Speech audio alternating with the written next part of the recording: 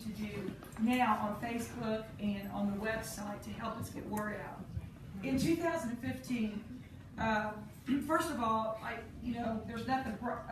I was born into a pastor's home, so I've been in the church world all my life. That doesn't make me perfect. I've been run in the blood many times, but I know that world. And you do get tired, but there's nothing so fulfilling as touching people's lives with the Word. That's right. It's my passion. But in 2015, in the fall, in September, since it's 2 years, before last January, I was awakened 3 nights in a row. The first night, I woke up and I heard the word. It woke me up. Awake, arise, advance. Awake, arise, advance. The second night, I woke up to honeybee.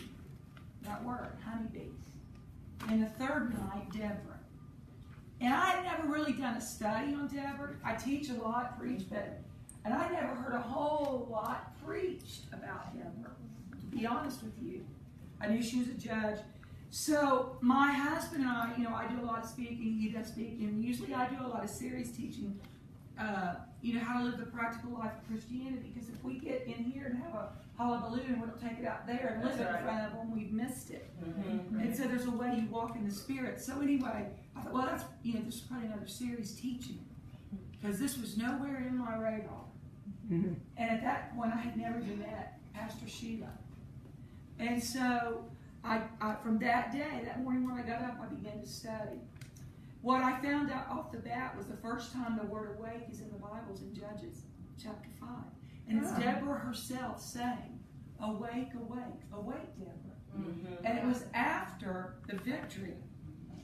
And so it says to me that probably she was a little tired and she had not praised enough or not. She needed to build herself up and remember what God has done. And how many knows we do need to remember what the Lord has done in our lives? And not only awake, awake, Deborah, but declare it. Proclaim it. Yes. And so he was saying to her, wake up, tell people what I've done. Be excited about what I've done. Declare who I am. And so then I found out that Deborah's name means honeybee. And so I began to study on the honeybee. They work in large colonies, thousands of bees. They literally pollinate the earth. Yep. If it was not for bees, we wouldn't have all the food and the greenery and things we have. In the past 3 to 5 years, there's been a real fear in our nation of the extinction of the honeybee. Now, let that be a spiritual application right there. Okay? But they pollinate, and it's important to have them, or we can't have the food and the greenery that we have. I was talking to a marketer one day who I got a call from to help spread the word on this or help raise the money. And as I'm talking to him, I read online an article, and I want you to hear this, that Vice President Pence's wife had just had delivered to her backyard in Washington, D.C., 15,000 honeybees. Now, see, I think that was prophetic. Wow. All right? Cool. So I got very excited. I even read that to the guy on the phone. He said, okay. I don't even think he got it. But anyway. So I got all that, and I'm, go through the whole year teaching and praying and reading about Deborah. She was a mother. She was a wife. She worked, before she became judge, she was in the temple. She worked in the temple. So did her husband. And she was responsible for keeping the wicks saturated with oil. So her husband manufactured wicks. She kept them saturated with oil so they would burn. And the glow of the presence would always be there.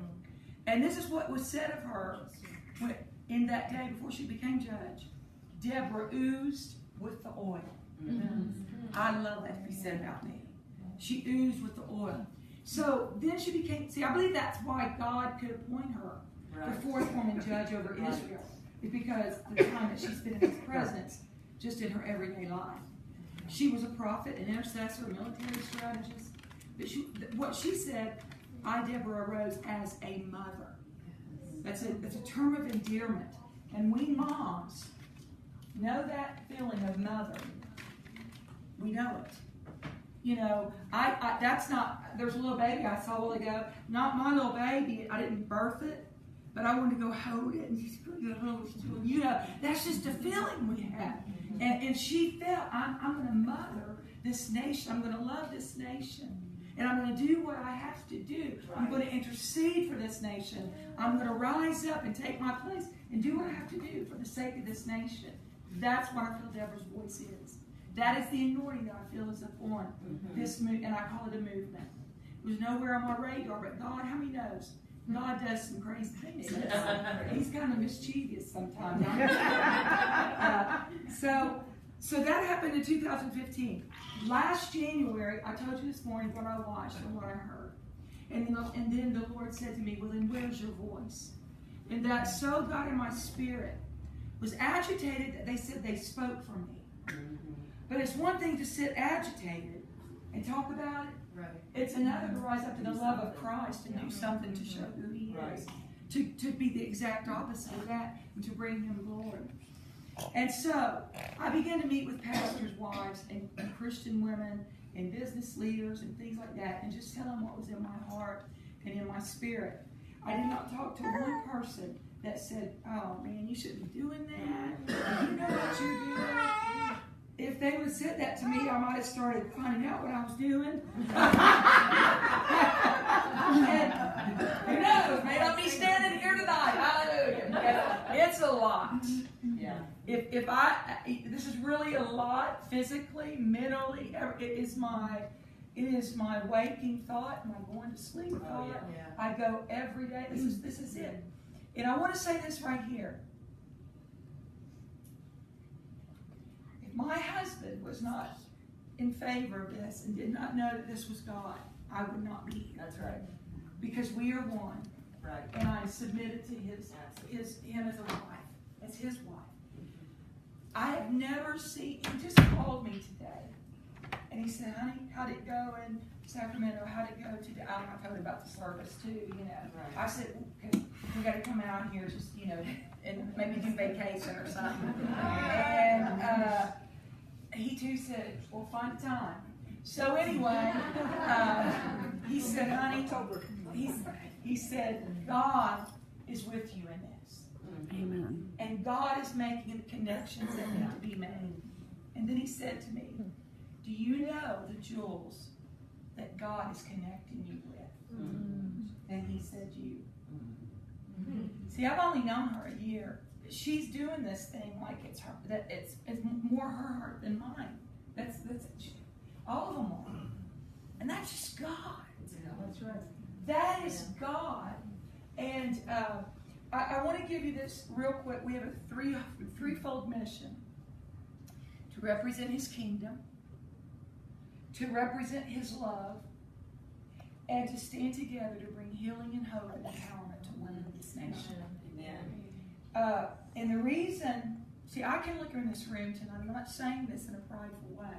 I'm saying this in a very broken way. And I can look in people's eyes and tell you if they're hurting, or if they've been through tragedy, or if they've had wholeness, or whatever. And I'm going to share this real quickly. You say, well, why do you think that? Because I've been through tragedy. When I was very young, I was 20 years old. My dad was pastor of a very large church in Hamilton. Ran 1,400 on Sunday morning. My brother and I taught a class, a Sunday school class of 50 11th and 12th graders. On Sunday night, that's when we had Sunday night. On Sunday night church, we had 120 voice youth choir, 7th through 12th. I mean, it was good. It was during the charismatic renewal, and so many people were coming in, so hungry for God. And I remember thinking, you never know who's going to show up. They would come from everywhere. It was a phenomenal. It was my life then. We were so excited. And I have two brothers, my dad and mom. And I'll never forget, my dad brought all of us in around the table one day. And he said, I'm going to tell you right now, because in 7th through 9th grade, I went through a real rough time not liking people, because I saw my dad get hurt a lot. And one day the Lord said to him, don't try to keep things. Just bring them around the table and talk to them and tell them how you're going to get through it. And help them know how to get through it. And so it was just that type of family. But in October 1977, he had gotten his private pilot license because he was going to a lot of conferences and preaching everywhere, and he wanted to go preach and get home. And this one week, a Thursday night, Friday night, Saturday night, he'd agreed to come back. They called him at his little home church in London, Kentucky. Said, would you come preach 3 nights? Your family never gets to hear you. Your friends don't, that you grew up with. He said, yeah, I'll come. So he and my mother went down there, and my little brother, 15, on Thursday night. My brother and I, he was 19, I was getting ready to turn 21. We drove down, we were at Miami University, and when classes were over, we drove down to be there on Friday night. Saturday morning, my mom went back, and me and Dad and the boys were staying. We were going to fly back in his small 4-passenger Bonanza airplane. And so about 3:30 that day, a friend called me and said, would you ride back with me and go home with me? I'm just so tired, I need help driving. And I said, let me ask Dad. And I said, Dad, can I go on home? Is it okay? And he said, you know how I want you to stay with me, Sissy, but you go ahead and go. And my father was only 40 years old. And he walked me outside in the rain and put my luggage in the trunk, closed the trunk, and watched me outside. And that's the last time I saw him, because they had a plane crash that night and 3 were killed at one time. I was going to be on that airplane. But God said no. Can I be serious with you? I dealt with that for a long time. I'm a female. They're all male. Why am I left? What do I have? And it left me and my mom. I've learned so much through these years. You know right now, when you go through things, you deal with anger. There's a time that you deal with anger. There's a time that you blame God. There's a time that you're mad at families at Christmas because they have their family. And you got to go find somebody to sit at least sit at a tree with. At least something. How come, this is what I would do. Mom, forgetting how bad my mom was hurting because I was so young. Mom, why do they have family? Why is our family gone? And my mother would say, I don't know, but we're just going to hold on to Jesus. And for 2 years after that happened, we would sleep at the same bed because we didn't want to leave ourselves. And I would get up because she would be missing at 3 o'clock in the morning, every morning. And I would find her in the same place. Sorry. The Bible would be open. She would be laying down with her face on the Bible. Tears streaming, and I could hear us praying in the Holy Ghost. I could hear Jesus.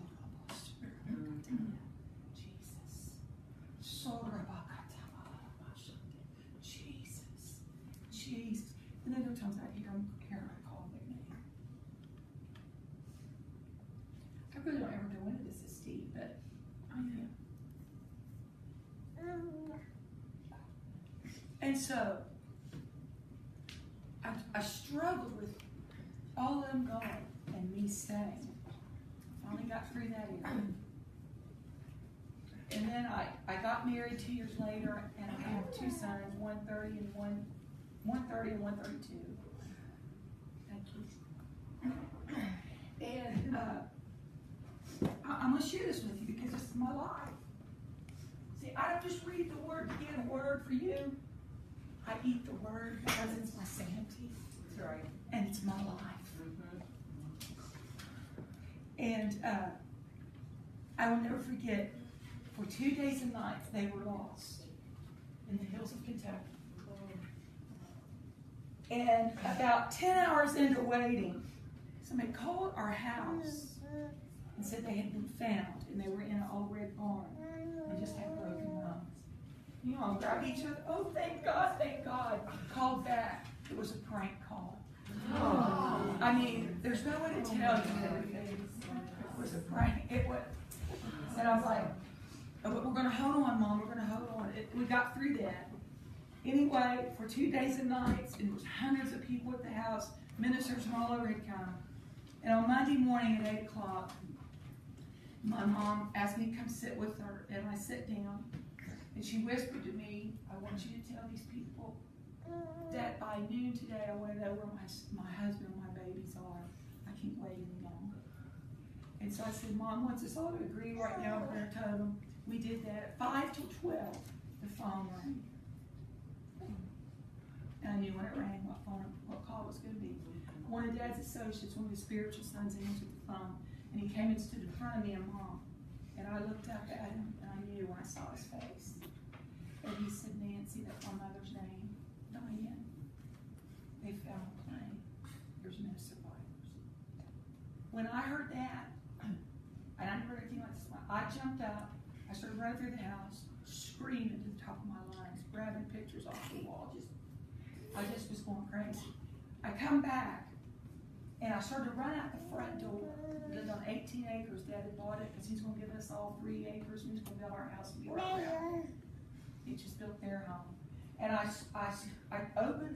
turned the doorknob, and I heard, don't.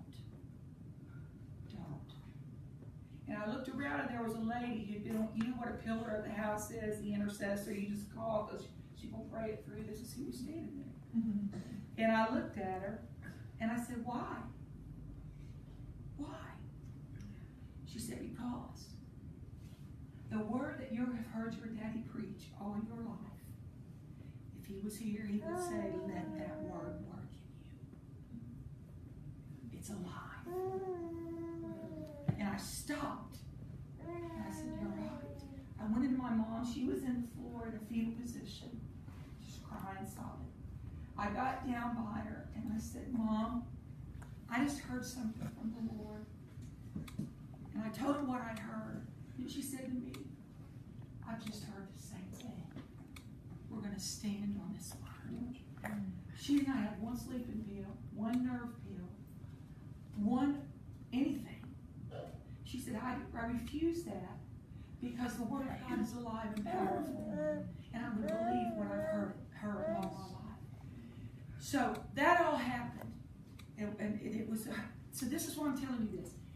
This life that I have lived has been very different. And I give my life to the Lord, but I give it to people that are hurting and broken.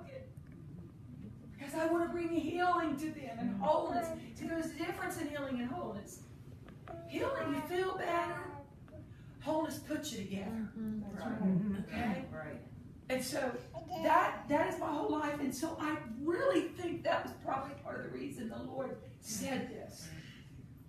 And told me to go to these scriptures and spoke to me this and has done all of this. Because he wants his name proclaimed. Oh, yes, he does. He wants his name proclaimed in this nation. Yeah. And it's not going to be with, and I hear this all the time. I understand it. I really do.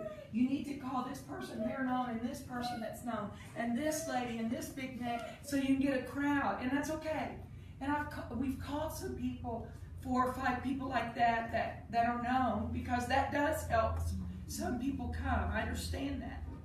But I honestly know in the depths of my being that it's not going to be those people that come that people know that's going to touch those ladies that day. Right. Amen. It's going to be people like me and you who have our own stories of pain and a journey of this that happened to me and this that I've been going through. But Jesus. And he came into my life and I surrendered all to him and he's healed me and he's made me whole. And now my life is looking back and looking around and bringing you into this healing and wholeness. And if you allow him, he will do it. That's right. And that's what I see this day. Not a preachy day, but a day to say it through the drama that you did this morning, the dance that your team did this morning. They have a dance team that's coming that I've seen them do some things. I'm like, we have it. We have one more like Chosen and Karen, we a little militant, but it's all needed in the body of Christ. I'm not down. I'm not defeated today. I'm not worried. The King of Kings and the Lord of Lords is in my life. Amen. I'm filled with the Holy Spirit, anointed by God, called by Him, and I can't help that I'm a woman and 3 men went. I'm just called and I'm marching forward. That's right. Yeah. And so this is what I'm doing that day. And I'm asking you to join me. I'm asking you to join us. I will tell you some of the people that are for sure going to come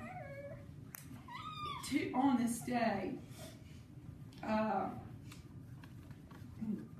me get it down here. It's at the bottom. Okay. Gigi Graham. I think I said that this morning. Billy Graham's daughter. And if you saw his funeral at the old home place where he lived, she was one that spoke. And she spoke about when she married, her mom and dad didn't want her to marry. Who she married? They saw the problems. And I've talked to her, and she said they knew, but in my rebellion, I went ahead and did it. It didn't last. And she said the only thing I knew to do was go home. But she said, I didn't know what mom and dad would say. Mom and daddy, she said. She said when she rounded the corner, her dad was standing watching for her. And when she got out of her car, he reached his hands forward and said, welcome home, baby. That's the God that I serve. That's the nature of God. Amen. And so she's going to share, which she has not shared much, but she said, Donnie, I really feel that I'm to share what God has done for me and be very vulnerable and real on this day. And then Kay Arthur, I don't know how many of y'all would know her. She's a very great fit. Cece Winan. Okay, Rebecca Alonzo, which I don't think anybody really know her. Yeah. I met her, so I know her. Well, no, but I've seen her. Okay, I met her in Nashville. And let me just tell you in 2 minutes her story. She was 8 years old, a pastor's daughter, had a 2-year older brother. There was a man who sat in pew 7 in their daddy's church that hated her daddy and mom, just because. He hired a hitman. At that age, he came busting through the door, and those 2 children watched their mom and dad be shot. Wow. The mother was killed. The dad had a mental breakdown. And she has lived her life learning what real forgiveness is. Wow. And she's going to be sharing it that day. She's wrote a book, The Devil on Pew 7. I said, we all got a cute little. So anyway, and Dr. Phil, which I don't watch him, but he called and said, the man that did that to your family 25 years later is out of prison and wants to ask for your forgiveness. Wow. Would you come? Well, her and her brother went, not because they were going to be on national TV and Dr. Phil called, but because their life had already been, they already learned what forgiveness was about. So she will be there giving her story. Michelle McLean Walters is going to be there. She's the one that wrote that book, The Deborah Anointing. Terry Beatley is going to be there. I'm not going to go into all these stories. They're absolutely phenomenal. I did meet a woman this week who called me, and her name was Allison, and she's 57 years old now. But let me give you her story about 5 minutes. See, this is what I want all that day. That day you will hear a 5-minute snippet from her that you will not believe. We're all going to say, this is what we've been through, but this is who we know now. We're free. Allison was married, 10 children. 10. And during that time of being a mother to 10 children, she opened a gymnastics school. And she trained in gymnastics and all that. One of her students was an 18-year-old young lady, beautiful young lady, wanted to run for Miss Oklahoma. Allison said to her, if you will work with me every day and be very disciplined and do everything I tell you, you will become Miss Oklahoma. The next year, she became Miss Oklahoma. But Allison's husband and this young lady were having an affair. I mean, this is life. This